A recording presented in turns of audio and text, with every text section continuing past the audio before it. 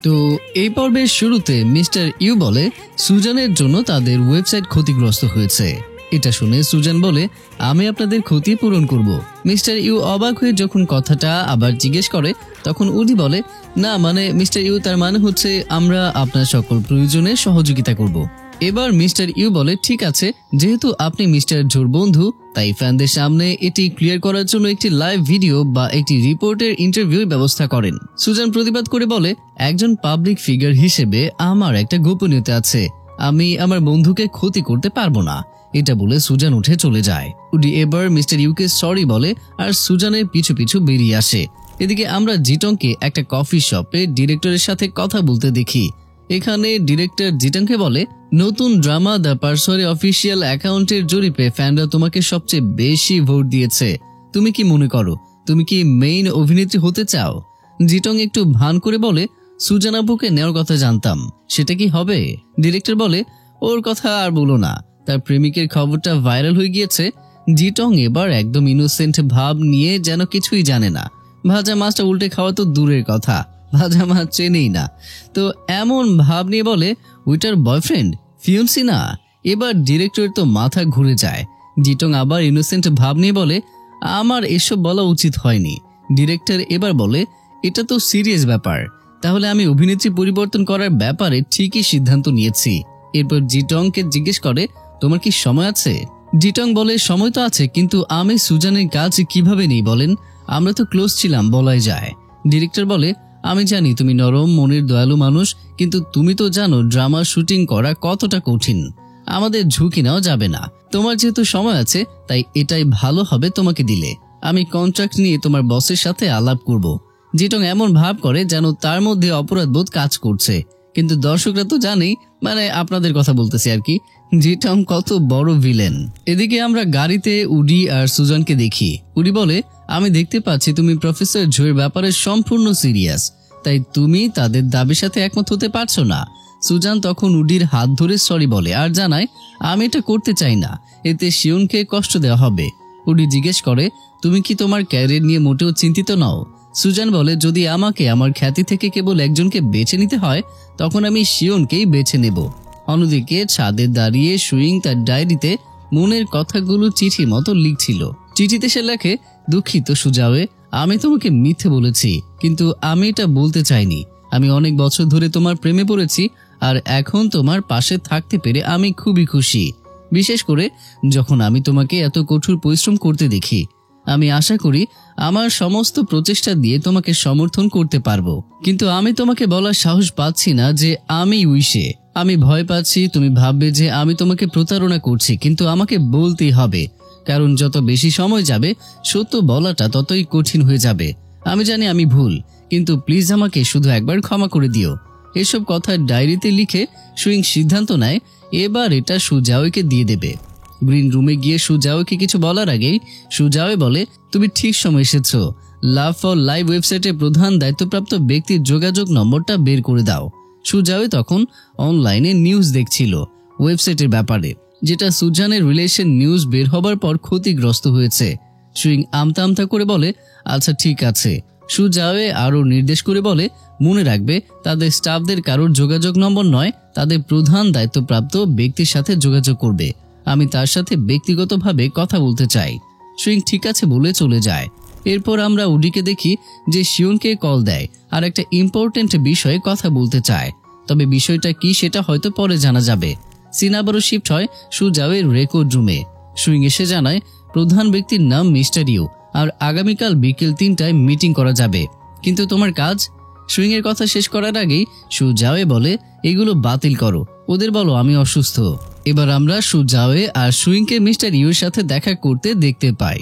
সুজাওয়ে বলে সুজানের case cover দেওয়ার জন্য আমি ফ্রিতে আপনাদের ওয়েবসাইটের স্পোকস পারসন হতে চাই। মিস্টার ইউ বলে মনে হচ্ছে মিস সুজান হয়তো মিস্টার সুজাওয়ের কাছে খুবই গুরুত্বপূর্ণ, কিন্তু এটাই মূল বিষয় নয়। আসলে মিস সুজানের ভুলে আমাদের ওয়েবসাইটের বিশাল ক্ষতি হয়েছে। সুজাওয়ে জিজ্ঞেস করে আপনি কি চান?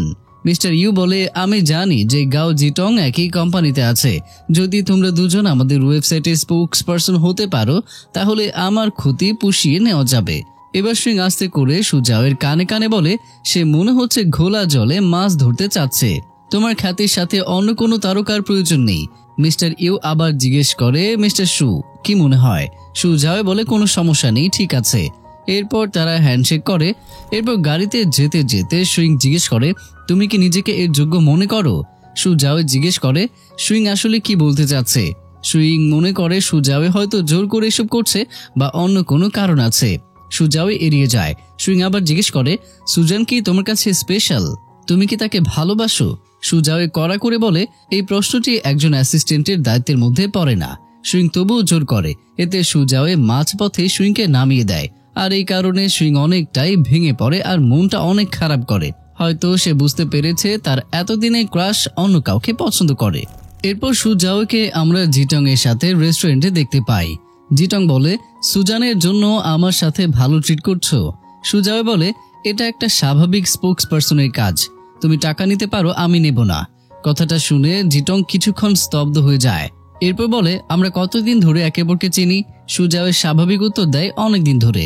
জিটং বলে, হ্যাঁ, আমিও মনে করতে পারছি না আমাদের কিভাবে দেখা হয়েছিল।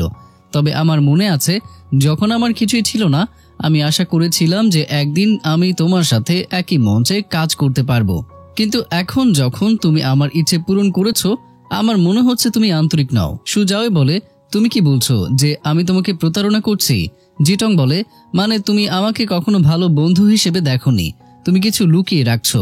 সুজাওয়ে এবার বলে, আমি আগে সুজান বেইকে অনেক পছন্দ করতাম। আমি তাকে এই কথা বলেছিলাম, কিন্তু তার হৃদয়ে আমার জন্য কোনো জায়গা নেই। যাই হোক, বাদ দাও, আমি কেন তোমাকে এগুলো বলছি?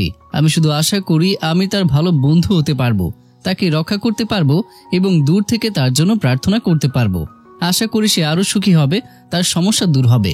জিটং তখন বলে, সুজানের জন্য এসব করছো তুমি? সুজাওয়ে বলে, টাকা আমি আরো অন্যভাবে উপার্জন করতে পারবো, কিন্তু আমার এই কাজ যদি তাকে উপকার করে আমি কৃতজ্ঞ থাকব। জিটং উস্কে দিতে বলে, সে তো অন্য কারোর সাথে আছে। তুমি কি নিশ্চিত যে তুমি এটা করতে চাও? সুজাওয়ে বলে, যদি সে সত্যি অন্য কারোর সাথে থাকে তবু আমি তাকে সাহায্য করতে পারি, তাই না? আমি চাই না আমার বন্ধু এভাবে তার ক্যারিয়ারটাকে শেষ করুক। জিটং বলে, ঠিক আছে, আমি বুঝেছি, আমি এটা করব। তবে জিটং এখানে মনে মনে অন্য কিছুই ভেবেছে, কারণ ভিলেনদের বিশ্বাস করতে নেই, এরা পদে পদে বাস দিতে চায়। সুজাওয়ে ধন্যবাদ জানায় আর এই কথা গোপন রাখতে বলে। এদিকে বাসায় ফিরে সুইং কম্পিউটারের সামনে বসে একটা চিঠি লিখছিল, কিন্তু কিছুই লিখতে পারছিল না। বারবার লিখছে আর কেটে দিচ্ছে। এরপর সে সুজাওয়ের কথা মনে করে, সুজানের প্রতি অনুভূতির কথা মনে করে অনেক কান্না করতে থাকে আর অবশেষে কাঁদতে কাঁদতে চিঠিটা লিখে ফেলে। অন্যদিকে জিটং আজকে সুজাওয়ের সাথে রেস্টুরেন্টে যত কথা বলেছে সে সব কিছুই রেকর্ড করে নিয়েছিল। এখন সে সেটাই শুনছিল, হয়তো নতুন কোনো প্ল্যান করছে। অন্যদিকে সুজান আর শিওনের মধ্যে উডির কল নিয়ে কথা কাটাকাটি হয়। উডি প্রেস মিটিং আয়োজন করেছে, এখানে দুজন সামনে এসে তাদের সম্পর্ক নিয়ে যে গুজব ছড়িয়েছে তা নিয়ে বলবে। মানে বলতে হবে এখানে তাদের মধ্যে কোনো সম্পর্ক নেই, কিন্তু সুজান এটা করতে রাজি না। শিওন বলে, আমি উডির সাথে একমত, আমি তোমার সাথে সংবাদ সম্মেলনে যোগ দিতে পারি। সবকিছু যেমনই হোক না কেন আমরা একসাথে এর মুখোমুখি হব। সুজান বলে, কিন্তু আমার মনে হয় এটা তোমার জন্য অনেক বেশি হয়ে যায়। শিওন তখন বলে, তুমি ভালোবাসার জন্য তোমার ক্যারিয়ার ধ্বংস করতে পারো না, আর টেনশন করো না, আমার কথা শোনো। সুজান হাত ধরে বলে, আমার সাথে থাকার জন্য ধন্যবাদ। শিওনও বলে, তোমাকে খুশি করা আমার দায়িত্ব, আর তুমি আমার ফিয়ন্সি। সুজানও বলে, আমিও তোমার ফিয়ন্সি। এরপর শিওনকে শক্ত করে জড়িয়ে ধরে। পরের দিন আমরা প্রেস কনফারেন্স দেখি, যেখানে উডি, সুজান আর শিওন উপস্থিত ছিল। সামনে অনেক রিপোর্টার বসেছিল প্রশ্ন করার জন্য। উডি তাদের প্রশ্ন করতে আহ্বান জানায়। একজন প্রশ্ন করে, মিস সুজান, প্লিজ এই লোকটির সাথে পরিচয় করিয়ে দিন, আপনি তার সাথে কি সম্পর্কে আছেন? সুজান বলা শুরু করে, আপনারা হয়তো জানেন তিনি একজন ডাক্তার যার চিকিৎসা দক্ষতা, দয়া, ব্যবহার চমৎকার, আর তার চেহারা আপনারা সবাই সেটা দেখতেই পাচ্ছেন।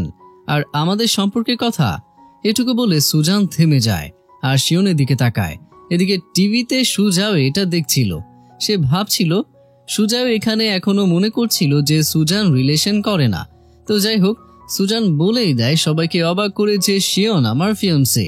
আমরা যখন ছোট ছিলাম তখন আমাদের বাবা মা আমাদের বিয়ে ঠিক করেছিলেন, আর যখন আমি হাসপাতালে ছিলাম তখন তিনি আমার ডাক্তার ছিলেন। তিনি আমার ক্ষত এবং হৃদয় দুটোরই চিকিৎসা করেছিলেন। তিনি অনেক ঠান্ডা এবং কম কথা বলেন। রিপোর্টার উডি এমনকি শিওন অবাক হয়ে যায় সুজানের এমন কথা শুনে। সুজান আরো বলে, যখনই আমার সুরক্ষার প্রয়োজন হতো সে আমার কাছে একজন বীরের মতো হাজির হতো এবং আমার সমস্যাগুলো সমাধান করত। সে আমার কাছে এত ধৈর্যশীল যে সে কখনোই ঝামেলায় ভয় পেত না। কিন্তু অনলাইনে তার ব্যক্তিগত তথ্য প্রকাশ পাওয়াটা আমার কাছে প্রচন্ড মানসিক চাপের।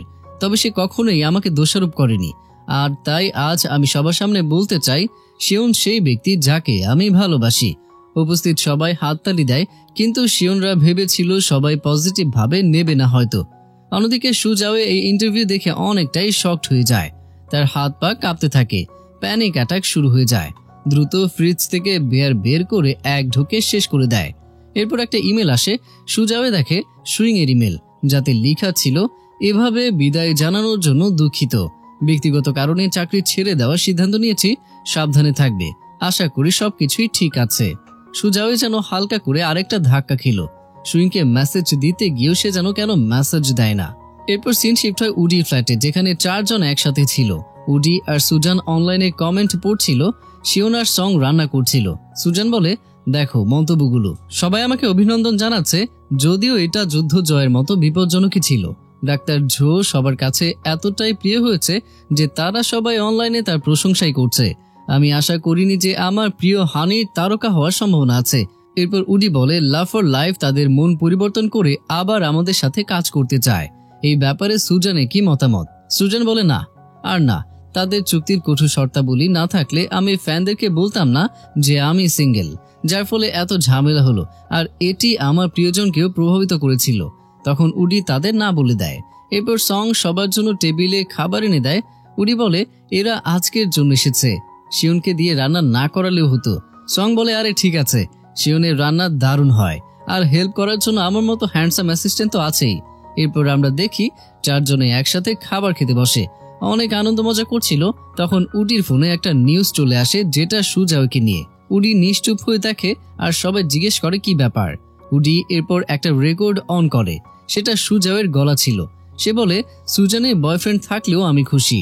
এটা শুধু একটা বিশেষ পরিস্থিতি যা আমি তার জন্য ত্যাগ করতে পারি। আমার আপত্তি নেই। এরকম কিছু কথার একটা ভয়েস ক্লিপ ফাঁস হয়েছে।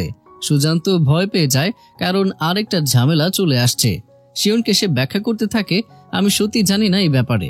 সুজাও আমার প্রতি তার ভালোবাসা প্রকাশ করেছিল, কিন্তু আমি রিজেক্ট করেছি।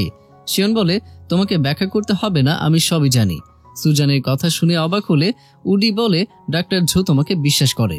সং পরিস্থিতি স্বাভাবিক করতে সবাইকে খাবারে মন দিতে বলে। এদিকে সুজাও তো বুঝে যায় এই রেকর্ড কে ফাঁস করেছে।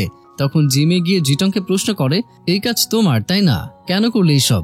জিটং বলে, হ্যাঁ আমার। যখন তুমি সুজানের জন্য আমার কাছে প্রার্থনা করেছিলে, তখন কি আমার অনুভূতিগুলো ভেবে দেখেছো? তুমি এটা বলেছিলে কারণ তুমি আমাকে তোমার বন্ধু হিসেবে ব্যবহার করছিলে, তাই না? তাই আমার অনুভূতি প্রকাশ করার জন্য এভাবে করা ছাড়া আমার কোনো উপায় নেই। সুজাও বলে, গাও জিটং, আমি সত্যি ভাবিনি যে তুমি এমন হবে। জিটং বলে, রাগ দুঃখ অভিমান যেমন তোমার হয় তেমনি আমার হয়। কথাটা বলার সময় জিটং সুজাওয়ের বুকে হাত দিয়ে বুঝায়। সুজাওয়ে হাত ছড়িয়ে বেরিয়ে চলে আসে। এদিকে গাড়িতে সুজান মন মরা হয়ে বসেছিল, শিওন ড্রাইভ করছে। তখন সুজাওয়ের মেসেজ আসে, তাতে বলে, দুঃখিত সুজান, এটা আমার দোষ, আমি এটা সমাধান করব। সুজান দ্রুত মেসেজ রিপ্লাই দেয়, তাহলে তুমি কি করবে? রিপ্লাই না পেয়ে কল দেয়, কিন্তু নাম্বারটা বন্ধ ছিল। সুজান বলে, সে কিভাবে এটি সমাধানের পরিকল্পনা করছে। এখানে এমনি ঝামেলা হচ্ছে আমার জন্য, আর ঝামেলা না বাড়ুক। আমার যে কি করা উচিত? শিওন তখন সাহস দিয়ে বলে, ভয় পেও না, সুজাওয়ে আর যাই হোক তোমাকে আঘাত করে এমন কোনো কাজ করবে না। পরের দিন সুজাওয়ে একটা লাইভে আসে আর বলে, আমি আজ কিছু কথা পরিষ্কার করতে চাই। আমার আর সুজানের মধ্যে গসিপ কখনোই শেষ হয়নি, এখন আরো বেড়েছে। তাই আমি বলতে চাই যে আমি সুজানকে পছন্দ করি। আমি তাকে বলেছিলাম, কিন্তু সেটা অনেকদিন আগে ছিল এবং সে আমাকে প্রত্যাখ্যান করেছিল। আর সুজাওয়ে এটাও বলে, সুজানের সাথে তার প্রথম গুজবের গল্প তাদের কোম্পানি সাজানো ছিল। এই লাইভ দেখে সুজাওয়ের বস তো রেগে আগুন হয়ে যায়। সে রাগ দেখিয়ে বলে, আজকালকার তরুণদের কি সমস্যা? কোম্পানি তোমাদের সাথে এত ভালো ব্যবহার করছে, আর তুমি এটা দিয়ে তার প্রতিদান দিলে। বস তখন তার অ্যাসিস্ট্যান্ট ঝাংকে ডেকে আইনজীবী হিসাব রক্ষককে জরুরি মিটিং এর জন্য ডাকতে বলে। ঝাং চলে গেলে বস বলে, সুজাওয়ে, তুমি নিজেই তোমার ভবিষ্যৎ ধ্বংস করতে চাও, আমাকে দোষ দিও না। এরপর আমরা সুজাওয়ের লাইভের আরো অংশ দেখতে পাই, যেখানে সে বলে, সুজান কখনো আমার সাথে সম্পর্ক করেনি। সে আমাকে কেবল ভাইয়ের মতোই দেখত। আমি তার কেয়ার করি কারণ আমি চাই না সে জীবনে অনেক বড় একটা ক্ষতির সম্মুখীন হোক। আমি তাকে বন্ধু হিসেবে সাহায্য করেছি, এছাড়া অন্য কোনো উদ্দেশ্য নেই। অনলাইনে যে রেকর্ডিং ভাইরাল হয়েছে ওইটা ফেক, এডিট করা। এটা অন্য কেউ আমাদের ফাঁসাতে ভাইরাল করেছে। এদিকে এই লাইভ ভিডিও জিটংও দেখে, সেও ঘাবড়ে যাচ্ছিল। সুজাওয়ে আরো বলে, আমার এবং সুজানের গল্পটি কখনো শুরুই হয়নি, মানে অনেক আগেই শেষ হয়ে গিয়েছে।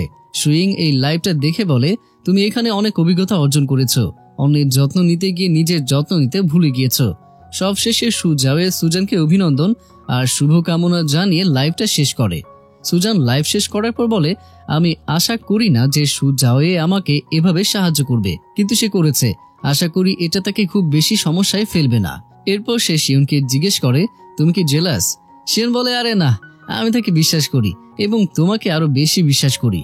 এরপর সুজান জড়িয়ে ধরে আর শিওনের বুকে মাথা রাখে। এভাবেই কখন যেন সুজান ঘুমিয়ে যায়। শিওন এরপর কোলে করে সুজানকে রুমে এনে শুইয়ে দেয়, গায়ে চাদর টেনে দেয়। এরপর বাইরে গিয়ে জিটং এর নিউজ দেখতে থাকে। এরপর সুজান হঠাৎ চিৎকার করে ওঠে। শিওন দ্রুত গিয়ে সামলায়, আসলে সুজান দুঃস্বপ্ন দেখছিল। শিওন কাছে যেতেই সুজান বলে, আমি স্বপ্নে দেখেছি যে আমি চোরা বালিতে পড়ে গিয়েছি। আমি লড়াই করে উঠতে চাচ্ছি কিন্তু আরো গভীরে পড়ে যাচ্ছিলাম। আমি কিছু ধরার চেষ্টা করে হাত বাড়াই কিন্তু ব্যর্থ হলাম। আমি পড়ে গেলাম অনেক গভীরে। শিওন সান্ত্বনা দিয়ে বলে, ভয় পেও না, আমি আছি। সুজান জানায়, আমি ঘুমাতে পারছি না। এরপর শিওন তাকে ড্রয়িং রুমে নিয়ে আসে আর তারা একটা অনলাইন গেম খেলে। সুজান ভালোই মজা পায়, তার স্ট্রেচ অনেকটাই কমে যায়। খেলতে গিয়ে যেন হাত ব্যথা না হয় এই জন্য শিওন একটা ব্যান্ড সুজানের হাতে পরিয়ে দেয়, আবার তাতে মার্কার দিয়ে নামও লিখে দেয়। কি রোমান্টিক দৃশ্য এখানে। এরপর তো খেলতে খেলতে শিওন জিতে যায়। সুজান তো এবার এখানে অভিমান করে বসে, কিন্তু পরের বার সুজান জিতে যায় আর সে এবার অনেক খুশি হয়। এরপর তারা হালকা নাস্তা ড্রিঙ্কস করে, যেখানে সুজান বলে, তুমি আমার জীবনের সবচেয়ে ভাগ্যবান ঘটনা, এর জন্য আমি খুব বেশি খুশি। পরের দিন আমরা সুজান আর উডিকে মিস্টার ওয়াং এর অফিসে দেখি। মিস্টার ওয়াং জানায় কোনো কন্ট্রাক্টর সুজানের সাথে কাজ করতে চাচ্ছে না। তারা বলে যে প্রধান ভূমিকার জন্য একজন নবীন নায়িকা লাগবে আর সুজান এখন ফিট না। সুজান প্রতিবাদ করে বলে, আমি এখনো তরুণ এবং উদ্যমী, আমি কেন ফিট নই? মিস্টার ওয়াং বলে, তোমার এঙ্গেজমেন্ট আর ফিয়ান্সির নিউজ যেভাবে ভাইরাল হয়েছে তাতে তুমি সিঙ্গেল নেই দেখে তোমাকে অনেকেই ম্যাচিউরড মহিলা মনে করে। সুজান বলে, ঠিক আছে, আমি কেবল তাহলে একজন পরিণত মহিলার চরিত্রে অভিনয় করব। তাদের স্ক্রিপ্ট পরিবর্তন করতে বলেন। আমি আগে কখনো এই ধরনের ভূমিকার চেষ্টা করিনি।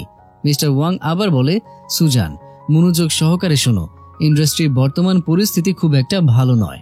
তুমি তো জানো ড্রামা করা সহজ নয় এবং এটি হতে পারে তোমার একমাত্র সুযোগ। দেখো কামব্যাক করতে পারো কিনা। আর তুমি এঙ্গেজমেন্টের কথা জানিয়ে দিয়েছো, এখন তোমাকে সতর্ক থাকতে হবে এবং সাবধানে থাকতে হবে। সুজান সব কথাই সহমত জানায়। মিস্টার ওয়াং এবার দায়িত্ব দেয় উডিকে নজর রাখার। মিস্টার ওয়াং উঠে চলে গেলে তারা দুজনেই যেন হাফ ছেড়ে বাঁচে। অবশেষে কিছুটা হলেও সমাধান করা গেল। এরপর সুজানের কাছে শিওনের মেসেজ আসে। সুজান খুশি হয়ে বলে, আমার কিছু জরুরি কথা আছে, আমাকে যেতে হবে। উডি বলে, ডাক্তার ঝোয়ের সাথে দেখা করতে যাচ্ছ? সাবধানে থাকবে। সুজান বলে, চিন্তা করো না। এরপর আমরা দেখি সুজাওয়ে তার বসের সাথে দেখা করতে অফিস রুমে আসে, কিন্তু বস তাকে পাত্তা না দিয়ে জিটং এর সাথে বিভিন্ন ফোনে আলাপ করতে থাকে। এক কথায় বলা যায় জিটং এখন টপে আছে, তাই তাকে তেল দিচ্ছে। আর সুজাওয়ে তো লাইভ করে কোম্পানি ঝামেলা করে দিয়েছে, তাকে এখন কেন পাত্তা দেবে? অতঃপর সুজাওয়ের সামনে এসে বসে জিজ্ঞেস করে, আমার সব কাজ কেন বাতিল করা হয়েছে? তার বস বলে, এটা তো দারুণ, তুমি একটু বিশ্রাম নিতে পারো, তুমি তো গান পছন্দ করো, তুমি এখন গান তৈরি করতে পারবে, এটা তো আরো ভালো হয়েছে তোমার জন্য। সুজাওয়ে বলে, কোম্পানি আমাকে মিডিয়াতে আসতে নিষেধ করতে চায়, তাই তো? বস বলে, যাক, বুঝতে পেরেছো, সব মিডিয়া তোমাকে বাদ দিয়ে রাখবে। সুজাওয়ে বলে, আমি স্বীকার করছি যে লাইভ ভিডিওতে আমি খুব বেশি আবেগপ্রবণ ছিলাম, কিন্তু আমি সত্যি কথা বলছি, আমার ভুল ছিল না, তাই না?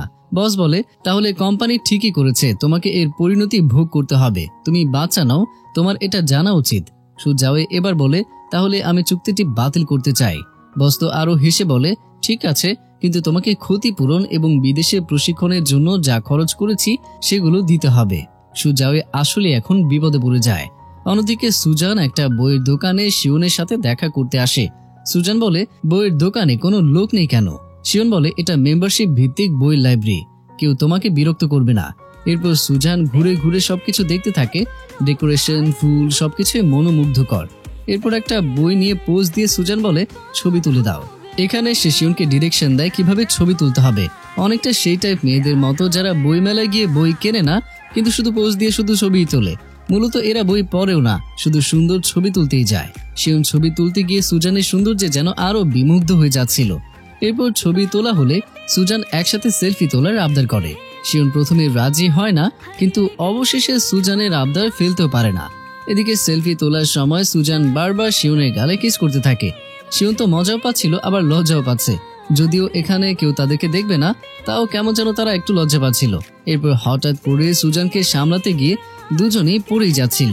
এতে দু একটা বই শুধু পড়ে যায়, কিন্তু এতে তারা এত কাছে চলে আসে যে দুজনের মধ্যে রোমান্টিক ভাব জেগে ওঠে, আর এখানে তারা একে অপরকে কিস করে ফেলে। আর এর মধ্য দিয়েই এই পর্বটা এখানেই শেষ হয়ে যায়।